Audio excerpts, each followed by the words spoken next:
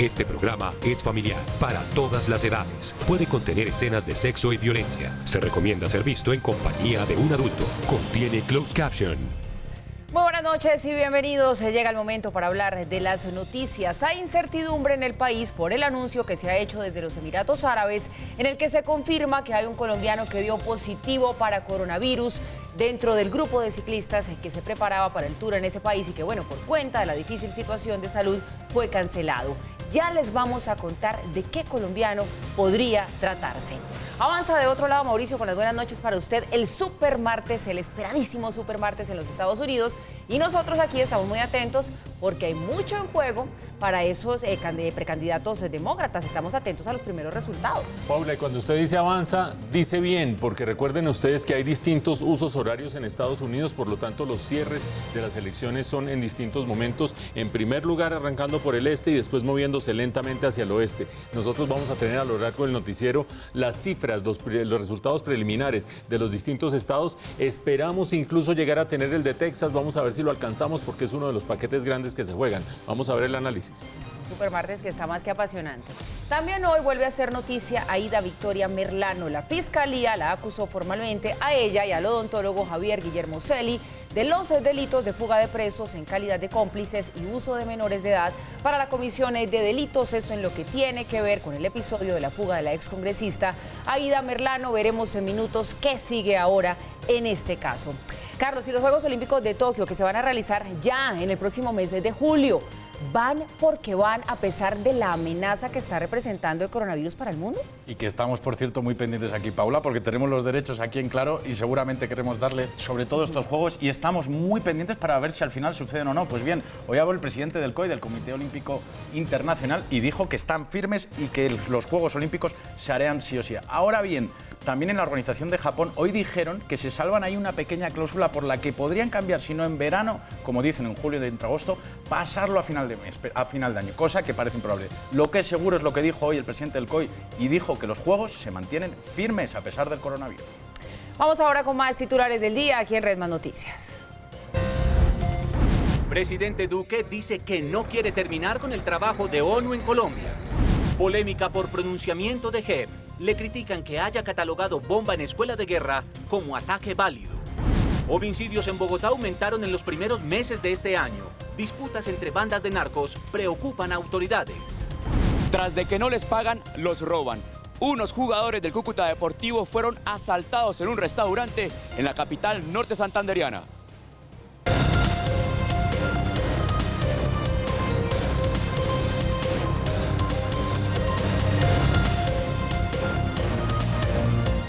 Comienza Red Más Noticias. Porque nuestro compromiso y su fidelidad nos hace crecer cada vez más. Hoy en Red Más celebramos con orgullo nuestras nominaciones a los premios India Catalina. Red Más Noticias, nominado a Mejor Noticiero Nacional, dirigido por Giovanni Celis. Efecto Pirri, Mejor Producción Periodística y Opinión, dirigido por Guillermo Larrota.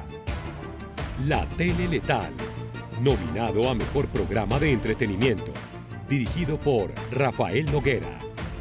Santiago Moure, nominado a Mejor Presentador de Programas de Entretenimiento por La Tele Letal. Gracias a todos por hacer parte de nuestro crecimiento. Red Más.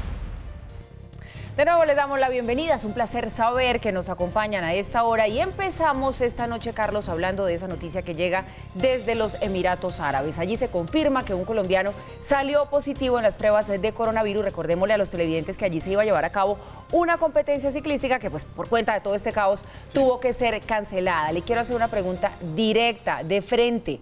¿Sería o podría ser Fernando Gaviria ese colombiano que está contagiado de COVID-19? Y yo también voy a ser directo y de frente, Paula. En un 99,99999% sería Fernando Gaviria. Wow. No hay todavía confirmación oficial. De hecho, nosotros hemos estado muy pendientes desde horas de la mañana cuando el Ministerio de Salud, precisamente en los Emiratos, anunciaba precisamente que había caído 2 personas de Rusia, 2 de Italia, una persona de Alemania y una persona de Colombia. Haciendo cálculos, nosotros teníamos ahí al periodista Nacho Lavarga de Marca, que estuvo todos estos días, que habló con nosotros y que estuvo también en el hotel que estaba aledaño precisamente al del UAE Emirates.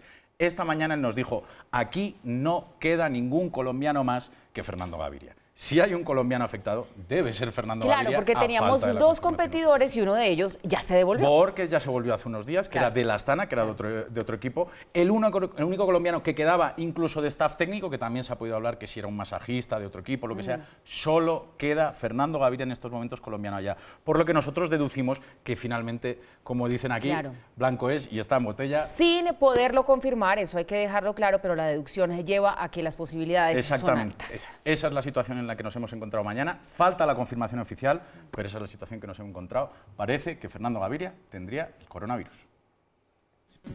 Según el Ministerio de Salud de Emiratos Árabes, 2 italianos, 2 rusos, un alemán y un colombiano son los contagiados por el coronavirus en la prueba ciclística de aquel país.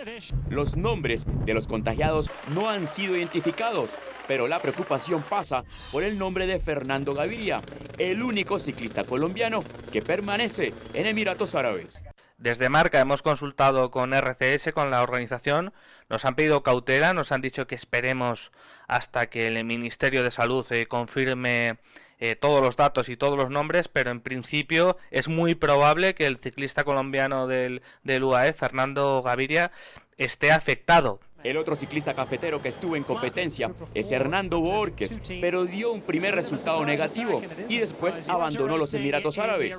También se ha hablado de un mecánico del equipo Gazprom, escuadra que sigue recluida en un hotel en cuarentena.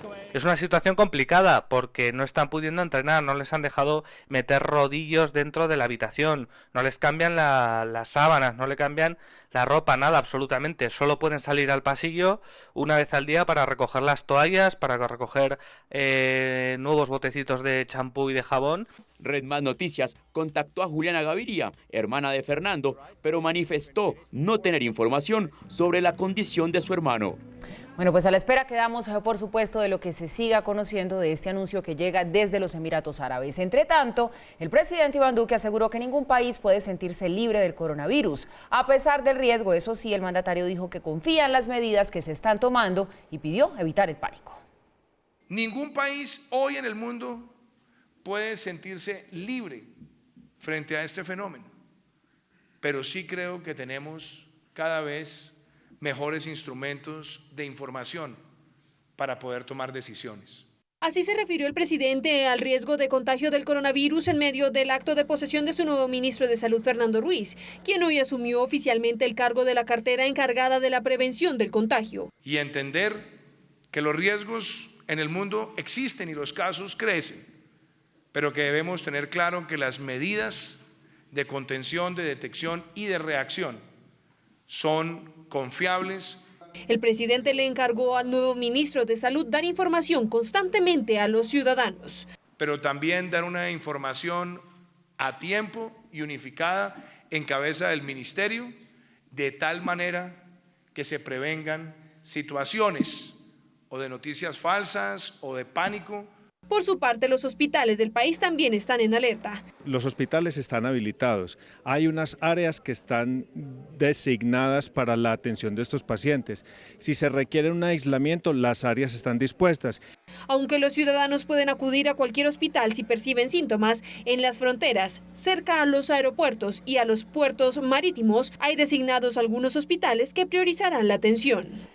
En lo que tiene que ver con Bogotá, la Secretaría de Salud inició controles especiales en la terminal de transportes de Salitre para prevenir la llegada del COVID-19 a la ciudad. La toma de temperatura se realiza especialmente a los pasajeros que vienen de Ipiales, de Cúcuta, de Ecuador y también de Perú. Muy buenos días, ¿cómo está? ¿De dónde viene? ¿Listo? ¿Cómo se encuentra de salud? Muy bien, gracias a Dios.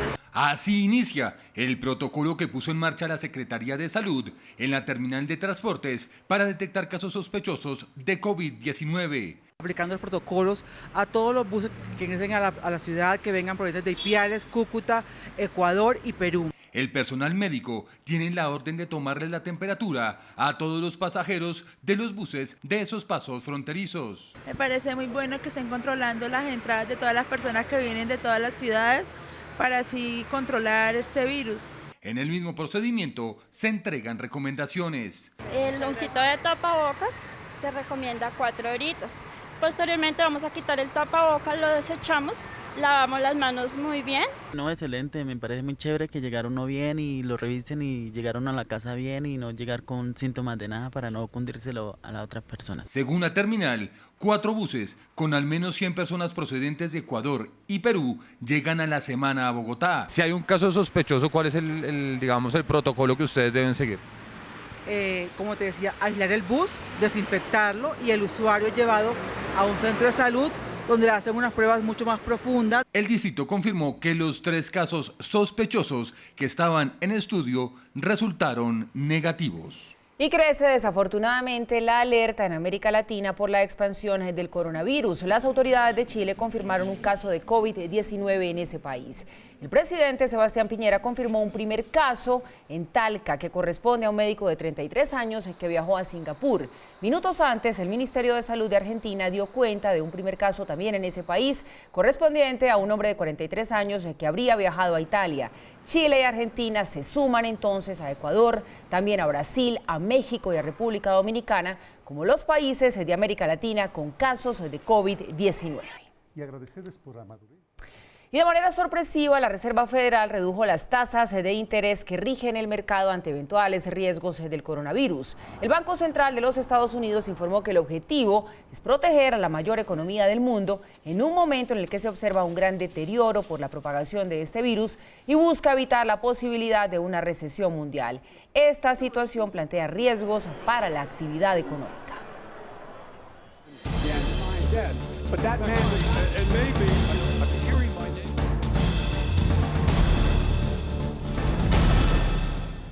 Buenas noches. La palabra común en muchas redacciones de Noticias del Mundo hoy es supermartes. Es muy importante, 14 de los estados que hacen parte de la Unión Americana, de los Estados Unidos, van a definir quiénes serían los candidatos tanto del Partido Demócrata como del Partido Republicano para las elecciones del próximo 2 de noviembre en los Estados Unidos. Del Partido Republicano pues no hay nada que hacer, el candidato es Donald Trump, no tiene ningún rival. Pero en el Partido Demócrata sí hay una carrera muy interesante entre 2 candidatos que se están disputando la cabeza. Joe Biden, quien fuera vicepresidente del Barack Obama, y Bernie Sanders, quien se declara socialista en los Estados Unidos. Vamos a ver cómo va este supermartes y los primeros resultados. Me conecto con nuestra editora internacional, Ana Rodríguez. Ana, buenas noches. Ya hay resultados, me dicen por el interno, en Vermont y en Virginia. ¿Cómo van las cosas?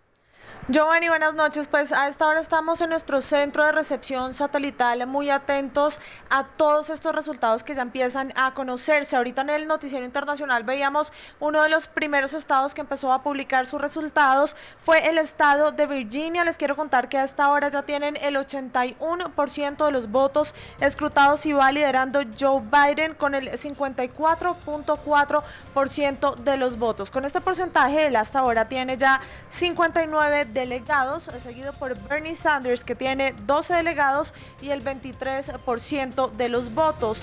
Después de Virginia también ya se han empezado a revelar algunos resultados de Vermont. Recordemos que Bernie Sanders es senador por Vermont, por lo que no es sorpresa que esté encabezando este resultado. Ya tenemos en este estado el 23% de los votos escrutados. A esta hora, Bernie Sanders con el 51.9% de los votos ya tiene 8 delegados. Seguimos muy atentos y también esperando a ver si nos toca el resultado en Texas, como lo decía Mauricio al principio, porque es uno de los estados más importantes. Texas hoy le entrega a este precandidato, tiene 228 delegados, por lo que es uno de los estados más apetecidos Primero está Carolina, está California, luego Texas y Carolina del Norte, que también tiene una cantidad importante de delegados. Nosotros seguimos atentos aquí en nuestro centro de recepción satelital de toda esta información que nos está llegando de esta jornada de Supermartes en Estados Unidos. Muchas gracias, Ana María, por la información. Ahí lo tienen ustedes. Por lo menos están conociendo los resultados ya de 2 de los estados. Están entre Bernie Sanders, Joe Biden. ¿Quién será el próximo candidato que enfrentaría a Donald Trump? Más adelante vamos con una nueva actualización de cómo se están dando estos resultados. Y obviamente en nuestra emisión de mañana, de las 6 en punto de la mañana, tendremos todo ese mapa con los resultados. Paula, vuelvo otra vez con usted. Hay un cambio de semántica en la JEP que ha puesto a muchos a pensar. ¿Cómo es eso que lo de Ingrid Betancourt no fue un secuestro, sino una retención? ¿Y cómo es eso que los militares que resultaron heridos por el ataque terrorista de las FARC en la Escuela Superior de Guerra ya no son víctimas? Pues mire, Giovanni, toda la controversia del mundo, rechazo, polémica, ha generado esa decisión de la JEP que habla de lo que usted nos estaba contando. Por un lado, dicen que ese atentado que ocurrió en 2006 a la Escuela Superior de Guerra fue un acto de guerra válido, por tanto amnistiable, lo que hace que las víctimas ya no sean consideradas como tal. Y por otro lado, el caso 01 específicamente, que se sigue en la JEP, que tiene que ver con secuestros, habla de retenciones ilegales por parte de la FARC, más no les llama secuestro. Los ponemos en contexto de esta situación que hoy genera polémica en el país. La conclusión de que el atentado en la escuela superior fuera declarado acto de guerra amnistiable sacudió a las víctimas. Hablamos con el coronel Armando Pintor, quien resultó herido en este hecho. Afirmó no estar de acuerdo con la decisión. De aquí en adelante, cualquier atentado que se haya dado a nivel del país contra instalaciones civiles o militares podría llegar a terminar considerándose de igual forma como una acción legítima dentro del derecho internacional humanitario. También llamó la atención la declaración de la exguerrilla, que no reconoce haber cometido secuestros, sino retenciones. Numerosas víctimas de las FARC, entre ellas la excandidata presidencial Ingrid Betancourt, criticaron este caso que se sigue por más de 8.000 secuestros perpetrados por el grupo insurgente durante el conflicto. Los hijos del exministro Fernando Araujo Perdomo solicitaron a la JEP ser declarados víctimas de las FARC. Hemos solicitado hacernos parte en el caso 001 sobre secuestro, como víctimas, no para victimizarnos, sino para aportar la verdad. Por su parte, el expresidente Álvaro Uribe, a través de su cuenta de Twitter, hizo una petición. La JEP debe ser eliminada. Bastante lo dijimos en la campaña. Mauricio, ¿cómo entender esta situación? ¿Cómo entender ese polémico fallo de la JEP sobre lo que pasó en la Escuela Superior de Guerra? ¿Cómo entender que en la JEP no se hable de secuestros, sino que se hable de retenciones? Las víctimas, tanto de ese atentado del 2006 como aquellas víctimas que pasaron muchísimos años secuestradas, se sienten hoy burladas. Y buena parte del país que entiende que todo este proceso tiene que ver con la reconciliación, pues ante este tipo de fallos y de pronunciamientos se cuestionan muchas cosas, se cuestionan hasta qué punto hay que tragar entero. Paula, aquí hay un criterio que hay que tener presente en estas decisiones de la JEP. No digo que por tenerlo presente la JEP esté decidiendo bien, pero es un criterio que es superior a una discusión semántica, al capricho de un magistrado, a cómo lo ve un analista y a cómo lo ven los observadores o los partidos políticos. Y es el criterio que tiene el derecho internacional humanitario en toda esta discusión. ¿Por qué? Recordemos que esa expresión tan socorrida y tan utilizada, derecho internacional humanitario, se refiere a algo terrible, pero que a la vez es un sinónimo o un síntoma de civilización. ¿Qué es lo terrible? Que la comunidad internacional se puso de acuerdo para decir, pongámosle un mínimo de sindéresis, un mínimo de corrección a algo terrible que es la guerra. Por lo tanto, pongamos los límites de lo que se permite dentro de la guerra y definamos qué no se permite en la guerra. Por lo tanto, cualquier impresión inicial que dijera, no, eso es un acto de guerra, eso es horroroso, eso es no sé qué, esa es una discusión. La otra es, ¿lo permite o no lo permite el derecho internacional humanitario?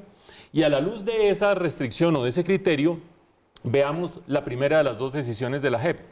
El agarrar los hechos que sucedieron en el año 2006 en la Escuela Superior de Guerra con 14 militares heridos y haber decidido ese era un hecho legítimo. ¿Legítimo de acuerdo con qué? Dice la JEP, no de qué se me ocurrió, dice la JEP, sino de acuerdo con el derecho internacional humanitario. Recordemos, es horroroso todo, pero hay cosas legítimas y ilegítimas de acuerdo con el derecho internacional humanitario. ¿Qué dice el derecho internacional humanitario al respecto? Dice que los actos de guerra se deben dar entre las fuerzas armadas de las partes en conflicto, criterio número 1. Y número 2, dice que la fuerza que se use en ese conflicto debe ser relativamente proporcional a lo que tiene el otro, a la magnitud de la amenaza, etcétera, etcétera. Por ejemplo, se prohíben las armas químicas, por ejemplo, se prohíben las armas masivas. Entremos a ver si esos dos criterios se cumplen en el caso de la Escuela Superior de Guerra. No parecería que es solamente un acto orientado hacia la fuerza armada de la contraparte. ¿Por qué? Porque en la Escuela Superior de Guerra hay secretarias, vigilantes, los meseros, las señoras que atienden el casino, etcétera, etcétera. Por lo tanto, allí se está poniendo y se puso en riesgo la población civil y eso no es permitido por el derecho internacional humanitario.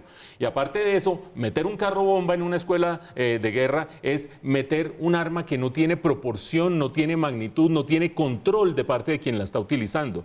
Por lo tanto, sin ser experto de ninguna manera, pero tratando de transmitirles a ustedes lo que dice el derecho internacional humanitario, el caso no sería legítimo de acuerdo con el derecho internacional humanitario. Ahora allá ustedes debatirán si es cierto o no es cierto, qué es lo que hay que por delante, pero me parece que a la JEP se le fueron un poco las luces al decir este acto sí es un acto legítimo de guerra. Hay de por medio riesgo de civiles, hay de por medio el uso de un arma que no se podía orientar y controlar en sus efectos finales. Y en cuanto a las retenciones legales retenciones ilegales, perdón, no retenciones legales, sino retenciones ilegales versus secuestro, esa definición de la JEP de haber dicho, aquí estamos hablando de retenciones ilegales, tiene una historia un poco inverosímil. La JEP arrancó con el caso número 1 en el año 2018, denominándolo retenciones ilegales a cargo de las Fuerzas Armadas de la FARC. Y dice que lo denominó así porque el expediente que le venía de la Fiscalía decía retenciones ilegales, por lo tanto reprodujo lo que la Fiscalía había dicho. ¿Y por qué la Fiscalía hablaba de retenciones ilegales? Porque el acuerdo de paz decía que las autoridades de investigación no podían prejuzgar la conducta de las FARC, sino que debían usar términos neutros que no prejuzgaran y que después fuera la justicia la que juzgara. La Fiscalía agarra un término neutro, dice retenciones ilegales, no dice secuestro, se lo pasa a la JEP usa el mismo término, pero tarde o temprano la JEP tiene que terminar cambiando la terminología y no decir es que esto me viene de la Fiscalía y esto me viene del acuerdo de paz, sino terminar decidiendo si es aceptable o no esa conducta. Y les dejo el último criterio que también viene del derecho internacional humanitario para que se formen ustedes su propia impresión. El derecho internacional humanitario dice que puede haber entre dos partes en conflicto internacional, puede haber prisioneros de guerra, de una parte a la otra y de la otra parte a la una. Horroroso, pero puede haberlo desde el punto de vista de las reglas del juego del derecho internacional humanitario.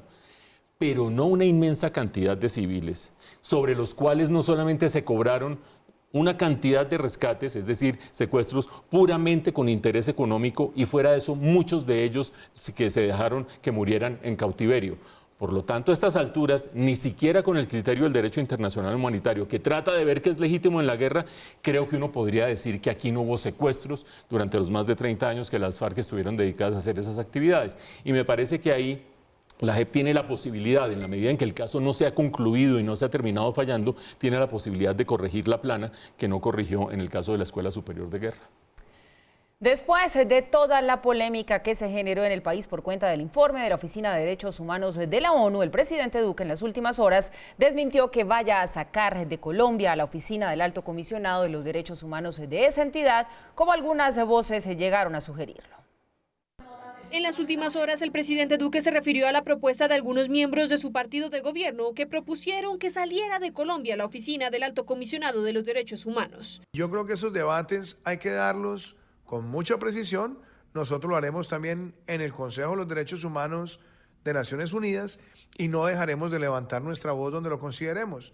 Pero en ningún momento nosotros estamos pidiendo que la oficina se cierre ni que se deje cumplir con el mandato. Lo que estamos pidiendo es que se cumpla el mandato, que no se exceda y que no existan sesgos en las opiniones que emite esa oficina. En diálogo con Red Más Noticias, el relator especial de la ONU desde Ginebra, Suiza, explicó el porqué de su informe. Me da pena que el gobierno colombiano no haya entendido el propósito de mi visita, la cual en ningún momento fue inclinada a criticar y poner en mal nombre el país. Por el contrario, el propósito era proveer asistencia. El presidente Duque aseguró que su gobierno seguirá trabajando para reducir el número de asesinatos de líderes sociales. 8 menores de edad habrían muerto durante 2 bombardeos de la fuerza pública. Así lo revela un informe del secretario general de la ONU, Antonio Guterres, en el que denuncia que en septiembre de 2018 en Arauca, 3 adolescentes venezolanos reclutados por las disidencias de las FARC perdieron la vida en un operativo militar contra un campamento de ese grupo armado. Otro caso se habría presentado en marzo de 2018 en un bombardeo contra el ELN en Antioquia, en el que habrían muerto 5 menores. La Fiscalía, este es otro de los hechos importantes del día, acusó formalmente a Aida Victoria Merlano, hija de la excongresista Aida Merlano, y al odontólogo Javier Guillermo Celi como supuestos responsables del delito de complicidad en la fuga de presos e instrumentalización de menores de edad para la comisión de delitos. Con la presencia de la polémica acusada se dio inicio al juicio. Allí de inmediato la Fiscalía la señaló como determinante de la fuga de su mamá el pasado 1 de octubre, por supuestamente facilitarle las condiciones. La señora Aida Victoria Merlano Manzanera realiza todas las gestiones para que en el preciso momento llegue una motocicleta al lugar a recogerla para emprender la huida adicional. A eso le suministró algunos elementos tales como teléfonos móviles para que ella pudiera culminar y llevar a satisfacción su plan de escape. En la misma audiencia, la Fiscalía dijo que el odontólogo conocía lo que sucedía y que además sabía que esto configuraba un delito. El señor Celi tenía conocimiento que su paciente era una persona privada de la libertad. Su injerencia dentro de la fuga de presos fue determinante, proporcionando el espacio y generando las condiciones necesarias para la fuga y la provisión de los elementos requeridos para la huida de la señora Aida Merlano Rebolledo. El juez que adelantará el juicio de inmediato impuso prohibiciones a la polémica hija de la excongresista para declarar en medios y abstenerse de referirse en redes sociales a temas relacionados con el proceso. Y hablamos ahora de la polémica del día que la protagoniza la comparación que hizo la ministra del Interior, Alicia Arango, al explicar que solo al 1% de los colombianos los asesinan por su condición de líderes sociales. En el 2019...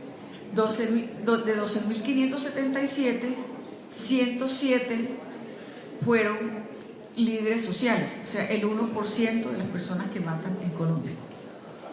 Yo digo esto no porque los líderes no tengan la suficiente importancia, claro que la tienen y la acabo de explicar, pero también tenemos que estar pendientes, como dije desde el principio, del resto. Aquí mueren más personas por robos de celulares que por ser defensores de derechos humanos. A veces hay que saber decir mejor las cosas. Las autoridades de Bogotá revelaron que los homicidios en la capital del país aumentaron en los primeros meses de este año. Las disputas entre bandas por temas de narcotráfico y la captura de extranjeros por este delito preocupa a las autoridades. En 29 aumentaron los homicidios en Bogotá entre enero y febrero de este año en comparación al mismo periodo del 2019. Según la Secretaría de Seguridad y la Policía Metropolitana, son 5 localidades en Bogotá en donde más se concentra este delito. Encontramos que allí se habían aumentado Uribe, Bosa, Ciudad Bolívar, Kennedy, se me olvidaba, son 5, y Mártires estaban presentando incrementos del homicidio. En busca de disminuir las cifras de homicidios, las autoridades ya han desarticulado en los últimos 2 meses 2 bandas en Kennedy, los Banda Ancha y los Curubas. Logrando la captura de 20 personas dedicadas al homicidio, pero también a otros delitos. El informe de seguridad también revela enfrentamientos por tráfico de drogas y detención de extranjeros vinculados a homicidios. Algunos de esos homicidios, no todos, pero algunos de esos homicidios que se nos han incrementado, digamos una proporción importante, tiene que ver con disputas por negocio del microtráfico. En contraste, la cifra que sí ha disminuido son los hurtos, que según el distrito es la más baja en los últimos 12 meses.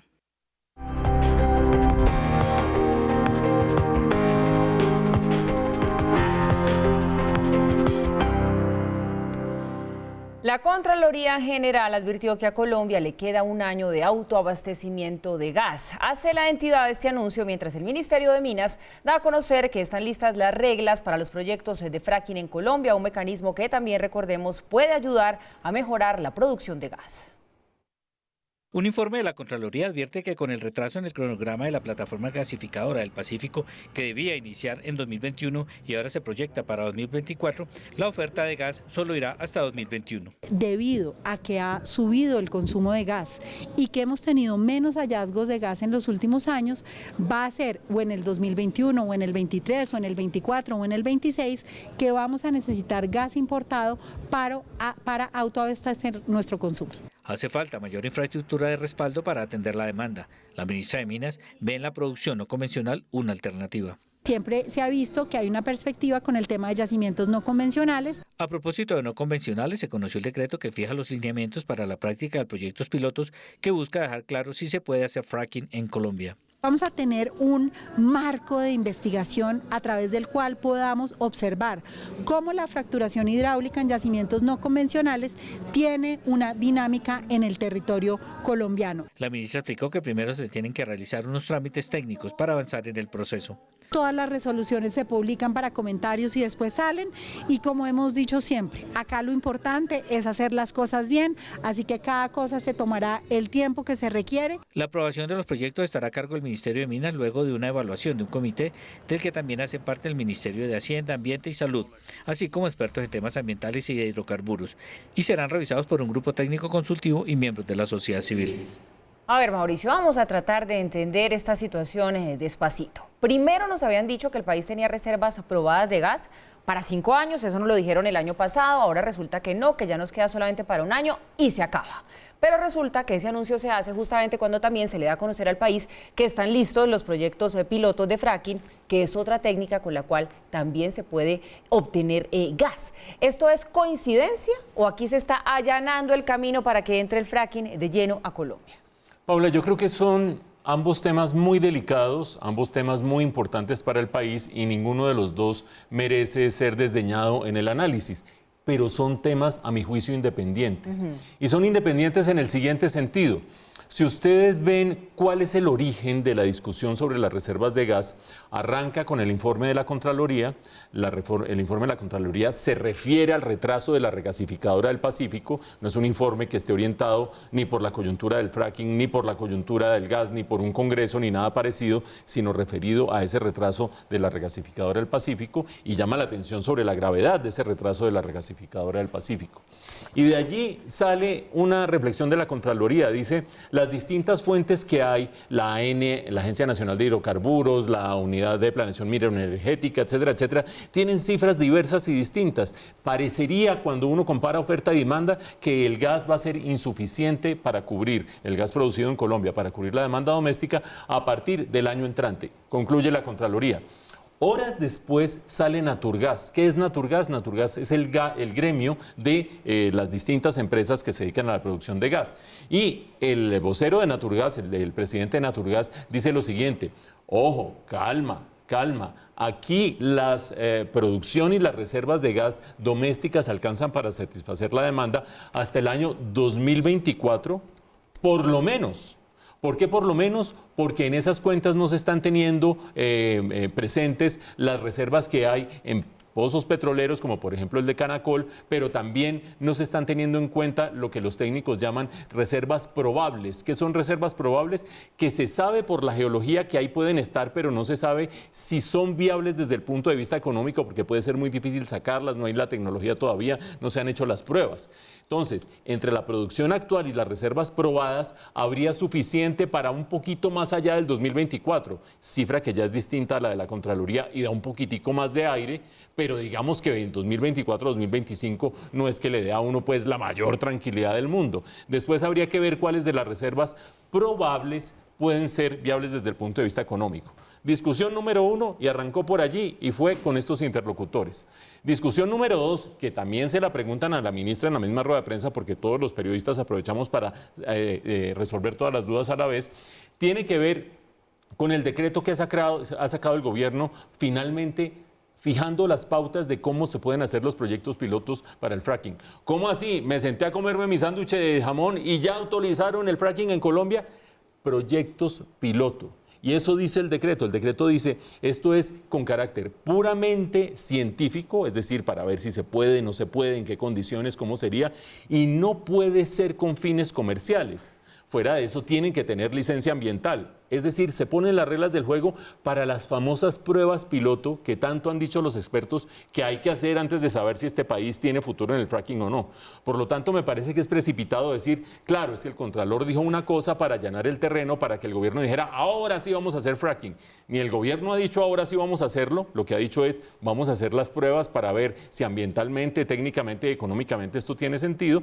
Pruebas solamente. Y por otra parte, la discusión entre la Contraloría y Naturgas tiene que ver con las reservas de gas, que no dejan de ser preocupantes, pero son aguas de distinto pozo en este caso.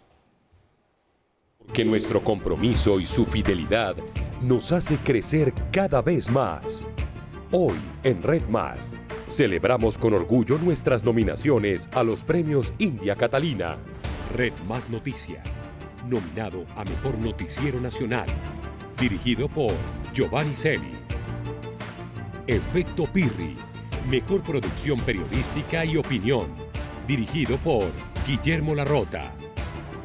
La Tele Letal, nominado a Mejor Programa de Entretenimiento, dirigido por Rafael Noguera. Santiago Moure, nominado a Mejor Presentador de Programas de Entretenimiento por La Tele Letal. Gracias a todos por hacer parte de nuestro crecimiento.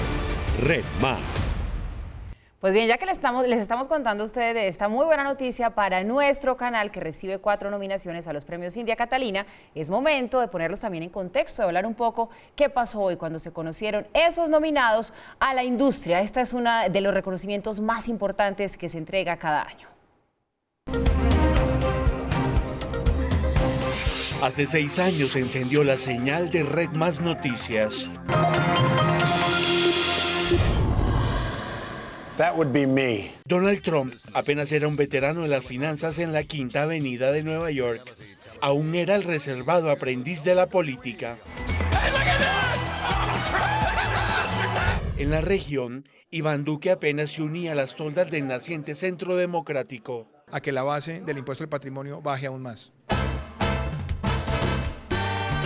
En 6 años, mucha agua ha corrido por las playas de Cartagena, sede de los premios India Catalina. Y la India Catalina es para... El efecto Trump se extendió más allá del sector inmobiliario y del show business, y con mucha fuerza. Duque llegó a la presidencia de la República. Red Más Noticias siempre ha seguido los inesperados movimientos de estos dos líderes políticos. Hola, buenas noches. La noticia más importante en Colombia. Hoy el sistema informativo tiene varias nominaciones a los premios India Catalina, incluyendo la de la edición 2020. Red Más Noticias. Esta nominación nos llena de orgullo porque es el reconocimiento a una nueva manera de hacer el trabajo, de hacer el periodismo, de hacer programas de entretenimiento, de hacer programas de investigación periodística, conociendo a nuestros usuarios y sabiendo qué es lo que ellos quieren ver en televisión hoy.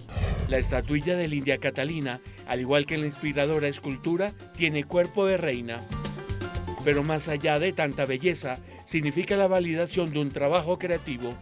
En el caso de Red Más Noticias, su prestigio se construyó sobre los terrenos de la independencia, el análisis y la información inmediata. El canal Red Más nació ganador. En 6 años de existencia de Red Más hemos logrado ganar 4 veces el Premio Nacional de Periodismo Simón Bolívar, 2 Indias Catalina y una vez el premio del CPB de Periodismo. Esto es un reconocimiento al gran talento que tenemos aquí en Red Más Noticias con nuestros periodistas, nuestros productores, nuestros camarógrafos, porque aquí estamos hechos de muchas cosas. Todos quieren con la India Catalina. El programa Efecto Pirri hace fila para tenerla en sus manos tras la postulación en la categoría de Mejor Producción Periodística. Es perfecto. No sabe ni dónde está parado. ¿Qué harían Santiago Moure y Martín de Francisco con la fulgurante India? Oiga, la vieja sobrevivió. Bueno, sí, parece que está viva. Con seguridad la llevarían al sofá de los invitados de La Tele Letal, nominado a Mejor Programa de Entretenimiento. El pensador apocalíptico contemporáneo Santiago fucking Moure. Santiago Moure, ya sin pelo de tanto tomar el pelo, fue postulado a Mejor Presentador de Entretenimiento. ¿Juráis cumplir fiel y legalmente con los deberes que el cargo de presidente de la República os impone? Todos quieren con la India Catalina.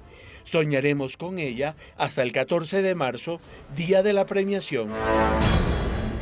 Y orgullo, Mauricio, hay que decir que orgullo es lo que sentimos, nos unimos en eso de las palabras que decía nuestro director, estamos muy contentos, cómo no solamente por la nominación de Red Más Noticias, sino también de estos otros programas que hacen parte de la parrilla de nuestro canal, de nuestro talento, también como Santiago Moure, que está nominado ahí a Mejor Presentador de Entretenimiento, y la nota, sabe que me pareció bastante emotiva y especial porque nos recuerda cómo llevamos 6 años haciendo parte de la historia de este país, contándole todas las noches a nuestros televidentes eso que está pasando en Colombia y en el mundo. Habrá gente que dice cómo se ha despelucado en estos años Donald Trump y cómo se ha encanecido el presidente Iván Duque. Sí, gente que se fija en esas cosas. Entre otras cosas. Sí, pero Paula, sabe que yo creo, nosotros no estamos aquí sentados para tratar de ganarnos premios. No estamos aquí sentados para ver si nos dan una estatuilla, la otra y qué sé yo. Estamos aquí sentados para hacer un estilo de periodismo distinto, con la premisa que hemos respetado durante estos 6 años, y es que conocer las noticias es bueno, pero entenderlas es mejor, tratando de dar elementos de juicio para que ustedes terminen sacando sus conclusiones, para que ustedes terminen sacando una idea clara de esta complejísima realidad que nos rodea.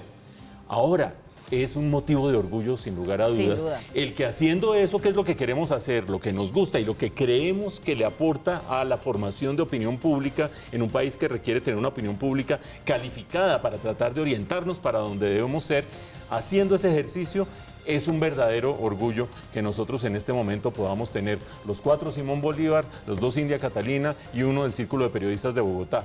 No estamos trabajando para eso, pero el que el reconocimiento venga diciendo esa propuesta periodística le gusta a los colegas, le gusta al gremio, le gusta a la televisión, a ustedes que están allá al otro lado de las pantallas y que nos están apoyando permanentemente, pues es un motivo más de orgullo y un aliciente para seguir haciendo esto. ¿Sabe qué es lo único que me preocupa? Que si eso dice la gente de la despelucada de Trump en estos 6 años, de lo canoso que se puso el presidente Duque en estos 6 años, ¿qué dirán de nosotros?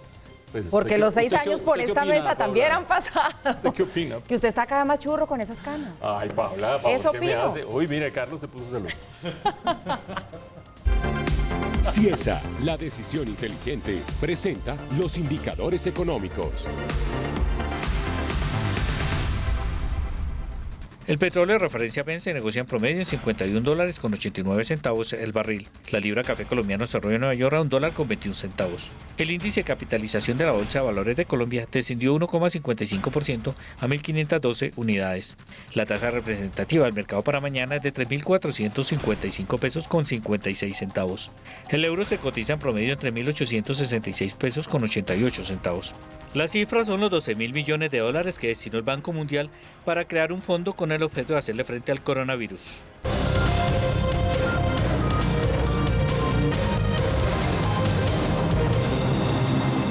Continuamos con los deportes, seguimos sin canas, hay que decirlo. Y hoy el tenía que decirlo. En estos, por lo menos, en estos comerciales no ha cambiado nada. Seguimos igual. No, venga, a ver, ¿cuánto lleva usted con nosotros aquí en la mesa de trabajo? Ya aquí 1 año. Bueno, muy orgulloso. Déjeme decirle que en un año usted se ve cada vez más churro y más colombiano. Bueno, que me diga esto una chica como Paula, Mauricio, yo me voy a la cama, la verdad. Una chica. No, estoy nervioso. Que me diga esto una chica como Paula, yo estoy, la verdad. Ya me puedo ir feliz a la cama. Adelante, señor. Continuamos ahora sí con los deportes y empezamos precisamente con esta noticia donde hoy el Comité Olímpico Internacional se pronunció oficialmente acerca de la posibilidad de aplazar o cancelar los Juegos de Tokio 2020. Ratificó, eso sí, que las justas iniciarán el 24 de julio.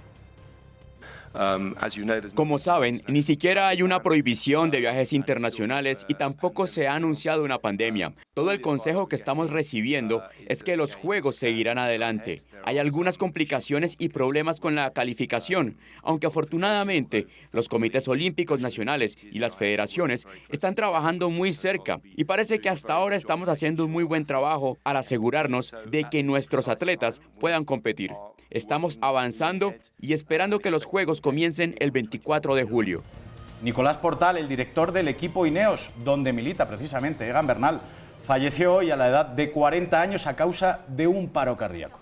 El director del Ineos, que ha sido uno de los cerebros de los triunfos en los últimos años, tanto de Froome como de Thomas, como del mismo Egan, falleció hoy por un paro cardíaco. Tenía tan solo 40 años y se había desempeñado, de hecho, antes en el mundo del ciclismo, del cual se retiró estando en el mismo Sky, el nombre anterior cuando estaba el otro patrocinador del Ineos, pues ahí militó también Nicolás Portal hasta que tuvo 31 años, cuando se retiró precisamente también por unos problemas cardíacos que le detectaron y que le hicieron al final que dejara el ciclismo. Pues mirad, al final también le ha cobrado la vida y un paro cardíaco hizo que falleciera hoy. Acompañamos a todos sus familiares desde aquí en Red Bull. Es un talento puro, un talento que es joven, pero también tiene algo, tiene una mentalidad de un grande del futuro y la verdad que no sé dónde puedo se para. Es bueno en controlador, es bueno en las subidas, larga, corta, es muy humble y al final es una persona también que es a vivir todos los días con él, es perfecto, es muy bien. Ahí tenían precisamente cómo hablaba de Egan en el 2018. Paz en su tumba y lo acompañamos a sus familiares. Cambiando ahora sí de tema y no pasamos precisamente a una noticia mucho más feliz porque 3 jugadores del Cúcuta fueron asaltados hoy a mano armada en un restaurante de la ciudad.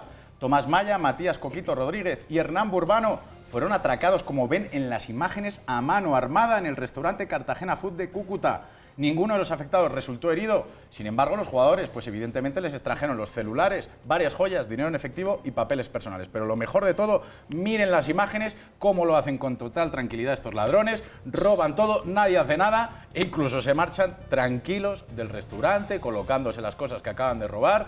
Nadie pasa nada, eso sí, nadie resulta herido. Pero la verdad, a mí me alarma sobre todo la situación tan tranquila que tienen los ladrones saliendo del lugar como si nada y nada ha pasado. Oiga, sí tiene usted razón, ahí lo que menos hay es afán. No, la verdad, yo cuando veo las imágenes dices, pues uno parece que se está entregando, que no hay ni atraco ni nada. Pues sí, increíble. Precisamente les estaban atracando. Oigan, en ese momento. Nadie sabe cómo armada. reaccionaría en un caso de esos. Eso hay que decirlo. Yo, la verdad, siempre me han los recomendado lo jugadores. mejor, entregar las cosas y no hacer como si nada. Y tú Creo que eso es lo generalmente, y nos consta a nosotros, cuando has enfrentado actos de potencial peligro y violencia, has permanecido tranquilo.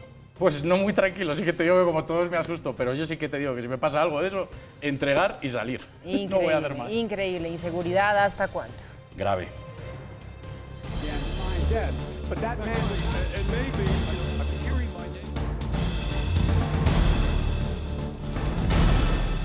Continuamos con este seguimiento que le estamos haciendo al Supermartes, que es esta jornada de elecciones de delegados en los Estados Unidos trascendental para lo que pueda ser el futuro de la carrera presidencial a la Casa Blanca en los Estados Unidos, escogiendo al candidato de Donald Trump.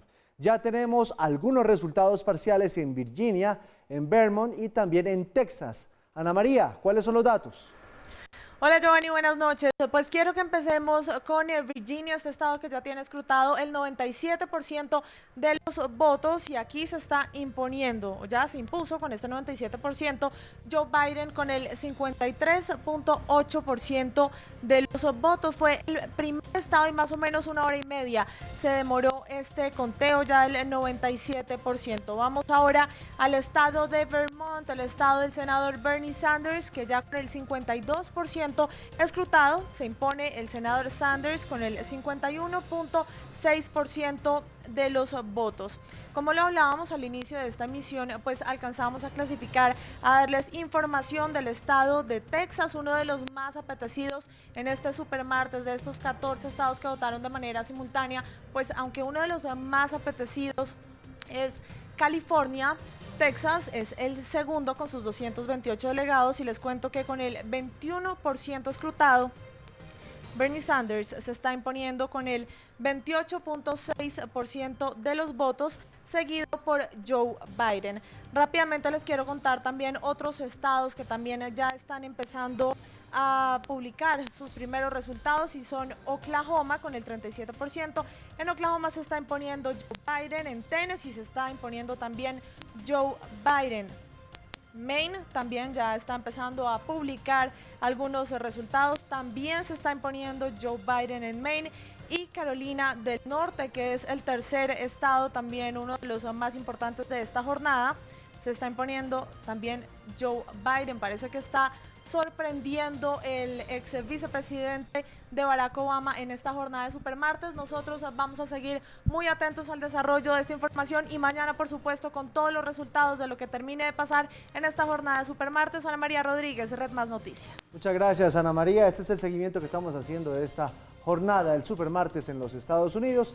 Repunta Joe Biden, quien fuera el vicepresidente de Barack Obama. Sería, como lo indican apenas los primeros resultados, el contrincante quien enfrentaría a Donald Trump en estas elecciones presidenciales que tendrán su jornada máxima el próximo 2 de noviembre. Paula, adelante.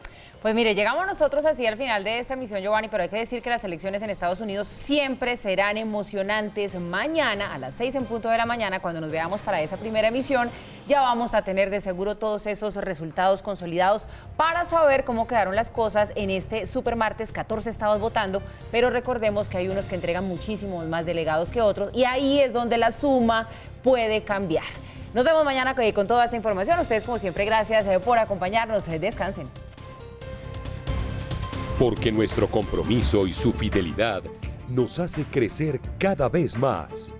Hoy, en Red Más, celebramos con orgullo nuestras nominaciones a los premios India Catalina.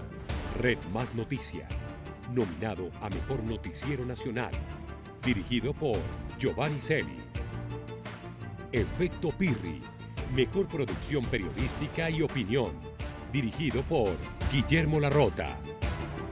La Tele Letal, nominado a Mejor Programa de Entretenimiento, dirigido por Rafael Noguera. Santiago Moure, nominado a Mejor Presentador de Programas de Entretenimiento por La Tele Letal. Gracias a todos por hacer parte de nuestro crecimiento. Red Más.